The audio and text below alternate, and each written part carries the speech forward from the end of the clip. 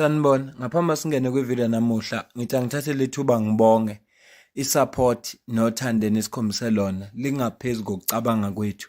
Siyacela niqhubeke nisupporte njalo ngokubuka amavideo ethu, ungakhohlwa ukukhomenta, ushare, ulike. Siyafisa ukuzwa umbono wakho. Sicela ke singene kwivideo namuhla. Njengoba sazi ukuthi kuze i-G20 la eJohannesburg. So bayalungisa ke abaphathi baseJohannesburg ukuze ivakashi uma ifika sifike zithole indawo isesimeni lesi abazocabanga ukuthi eJohannesburg kuhlezi kunjalo. Ngakho ke emzameni yabo nasekwenzeni kwabo abaphathi baseJohannesburg kusuka kumakhansela, mayor, uTata Marero nabanye ababambisene nabo, baqala umkhankaso wokususa bonke abantu laba ba-trader illegally. Babasusa ke lapha endaweni khona la bekuthengiswa khona izimpahla le ngase Park Station, bayibiza ngeDonos indawo khona, zonke lezo ndawo lezo babasusa abantu, sala leyo ndawo iclean ingenabantu. Nalabo babeka lezansi moya ngaseLuthuli House nabo babasusa futhi kulezi insuku ezedlule. So namhlanje sivuka phe kwendaba ezithi EFF ibamsene neorganization abathi Siri bathatha iCity of Johannesburg bayoyimangalela ecourt ngoba kuthiwa bekungafanele labantu babasuse. So laba ushuthi ke ngizokucaphunela amavideo ahlukene kabili. Ngizokucaphunela amavideo alabantu abatrader, abanye base Nigeria, abanye abalese South Africa, abanye base Mozambique ngokwehlukana kwabo. Bese ngicaphunela ivideo yalaba abathi lento esiyenzile right. Ngicabanga ukuthi kanjalo kuzobe kufair.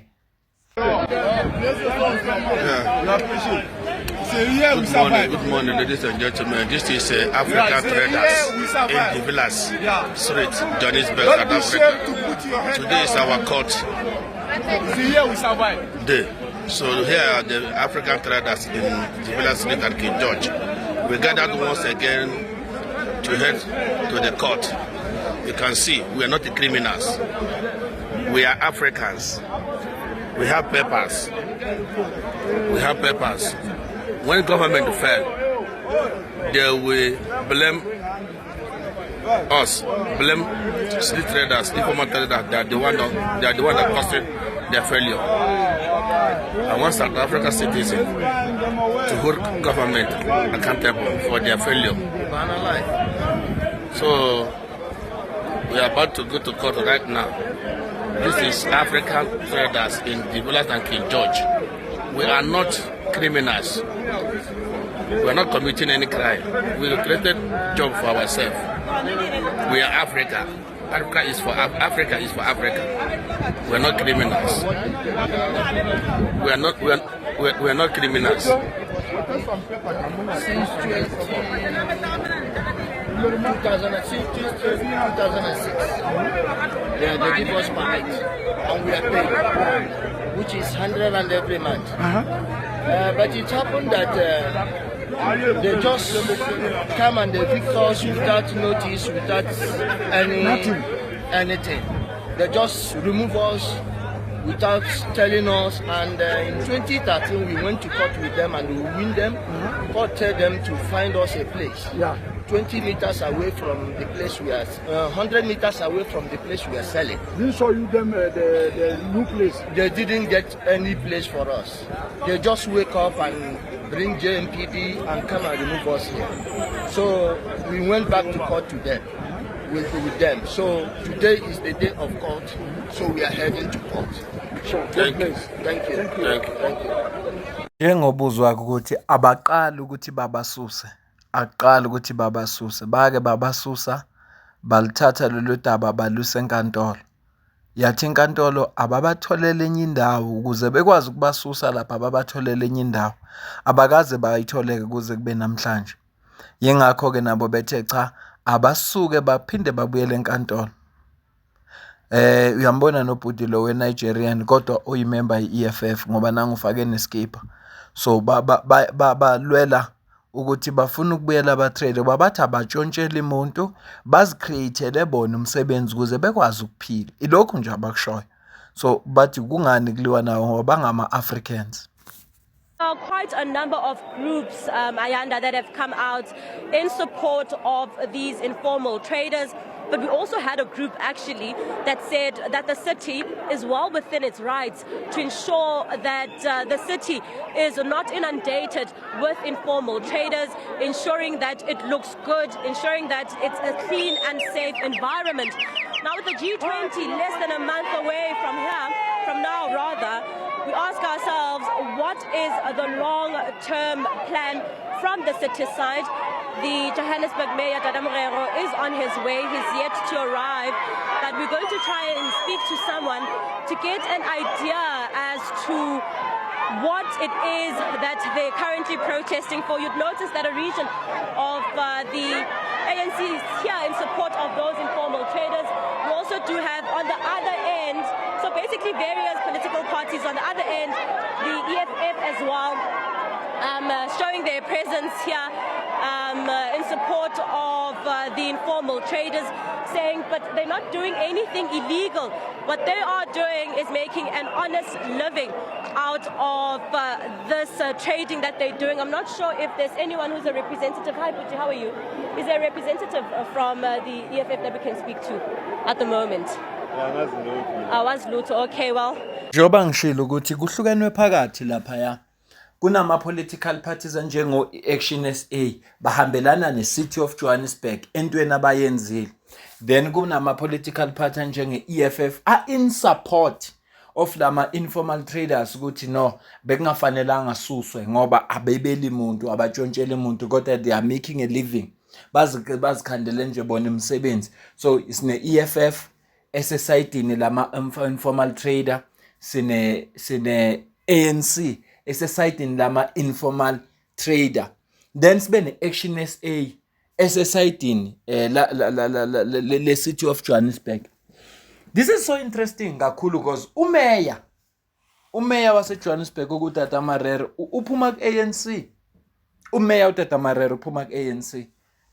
Usho ukuthi ANC la kulesigabe kuso manje ihlukene phakathi. ANC nje iyodwa isihlukene phakathi. Bahlali baseGoli sanibonani. Councillor Zungu here. Sila High Court this morning.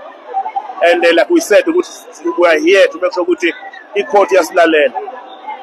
Asiyaphinda futhi asifithimazanga muntu but sifuna ukukhila idolobha laseGoli. We only want people who are legally so on the streets. And iSiri is misled into believing ukuthi we have 1,000 people. But siyacela i-court ibe fair to us as the city of Johannesburg and take a fair decision. We are here and we are going to make sure we are going to be here. Okay, it is appointment is just with the EFF. That is here supporting the wrong things. I'm highly disappointed. And I never would have thought the EFF will come here and support illegalities in the city of Johannesburg. Thank you. Njengoba uzizwela nje ngizocaphunela ivideo yokugcina manje bese siyayivala le video sizozwa ama-outcome ukuthi athini kodwa ngiyafisa ukuzukuphawula kwakho ngizwe ukuthi wena ubona kanjani ngayo yonke lento eyenzeka la eCity of Johannesburg.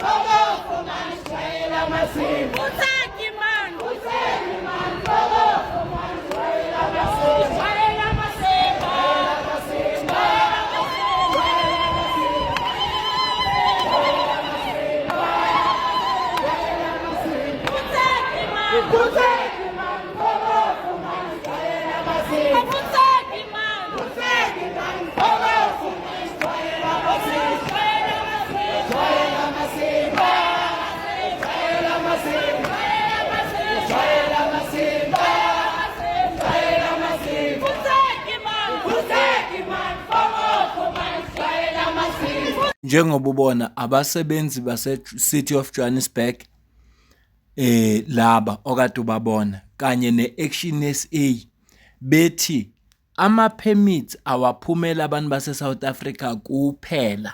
Nansi into abayishoyo ukuthi ama permits okuthengisa awaphumele abantu base South Africa kuphela.